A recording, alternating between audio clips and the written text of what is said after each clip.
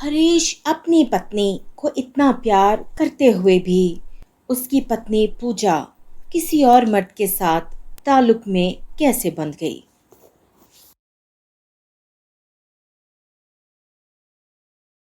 हरीश और पूजा के दरमियान में बहुत गहरा प्यार है। दोनों की शादी को 5 साल बीत चुके हैं, लेकिन उनकी जिंदगी अभी भी अधूरी सी है क्योंकि उनकी कोई औलाद नहीं।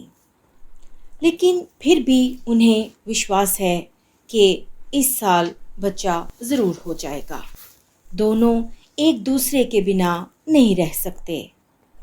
बच्चा ना होने की वजह से हरीश के माँ बाप कभी कभी पूजा को बहुत ताने मारते थे, और ये सभी ताने पूजा भी चुपचाप सुन लेती है क्योंकि उसे पक्का यकीन है कि उसे बच्चा ज़रूर होगा। ऐसे ही वक्त गुजरता रहा। एक दिन जब हरीश ऑफिस से घर आ रहा था, तभी उसने पूजा को किसी और मर्द के साथ बाहर मार्केट में देखा। पूजा और वो लड़का आपस में काफ़ी खुश लग रहे थे। ऐसे लगता था जैसे वो दोनों एक दूसरे को पहले से जानते हों। ये सब देखने के बाद हरीश घर आ गया और थोड़ी ही देर के बाद पूजा भी घर आ गई। जैसे ही पूजा घर के अंदर आई, हरीश ने उसे पूछा, पूजा तुम कहाँ गई थी? मैं घर का कुछ सामान लाने के लिए मार्केट तक गई थी। ये सुनकर हरीश को गुस्सा तो बहुत आया, लेकिन उसने पूजा से कुछ नहीं कहा। लेकिन बात यही ख़त्म नहीं हो जाती। उस दिन के बाद कई बार हरीश ने पूजा को उसी लड़के के साथ देखा, और एक दिन तो वो लड़का पूजा को घर तक छोड़ने आया। उसके साथ पूजा बहुत खुश लग रही थी। उसने पूजा को घर के बाहर छोड़ा और चला गया। ये सब देखकर हरीश का दिल बहुत दुख रहा था, लेकिन पूजा को खो देने के डर से उसने उसे कुछ नहीं कहा। एक दिन हरीश घर पर बैठा था कि तभी पूजा का फ़ोन बजता है। पूजा वॉशरूम में थी। तभी हरीश उसका फ़ोन पिक कर लेता है। जैसे ही वो कॉल पिक करता है तो उसमें से ये आवाज़ आती है, हेलो हरीश, मैं तो घर पर आ रहा हूँ तुमसे मिलने, कुछ ज़रूरी काम है। ये कहकर फ़ोन बंद हो जाता है। लेकिन उस फ़ोन कॉल के बाद हरीश काफ़ी परेशान होता है। उस आदमी को मेरा नाम कैसे पता चला? क्या ये वही है जो रोज़ पूजा से मिलता है? हरीश यही बातें सोचते सोचते उलझा हुआ था, क्योंकि हरीश को लग रहा था ये वही लड़का है जो पूजा से रोज़ मिलता है।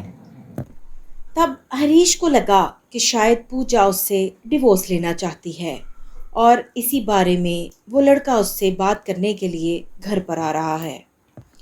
ये सब सोचकर हरीश बहुत उदास हो गया। वो किसी भी सूरत अपनी शादी को टूटने नहीं देना चाहता था। उसे ये सोच सोच कर बहुत दुख हो रहा था कि आखिर पूजा ने उसके साथ धोखा क्यों किया। इन्हीं सोचों में उलझे उलझे हरीश घबराकर नीचे गिर जाता है। तभी वॉशरूम से पूजा भी आ जाती है। अरे क्या हुआ हरीश तुम्हें? तुम ठीक तो हो ना? तभी हरीश गुस्से में पूजा को धक्का दे देता है और पूजा पीछे जाकर गिर जाती है। उसका सर एक टेबल में बच जाता है। वो बिल्कुल हरकत नहीं कर रही थी। तभी हरीश उसको बाजू में उठाकर लिटाता है और वो देखता है कि उसके सर में काफ़ी गहरी चोट आई है, जिसकी वजह से पूजा बेहोश हो गई है। तभी हरीश की नज़र पूजा के हाथ में पकड़े एक एनवेलप पर गई।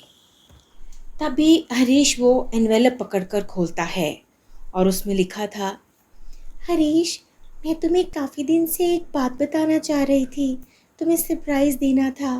मैं पिछले काफ़ी दिनों से अपना इलाज करवा रही थी, और मेरा इलाज मेरा वही कज़न कर रहा था जो बहुत अरसा पहले फ़ॉरेन कंट्री चला गया था। मेरे उसी कज़न ने मेरा इलाज किया था, और आज मैं 2 मंथ की प्रेग्नेंट हूँ।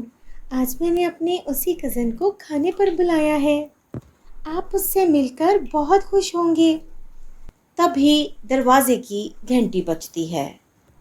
हरीश भागते हुए दरवाजे की तरफ जाता है और दरवाज़ा खोलता है तो बाहर वही लड़का खड़ा होता है।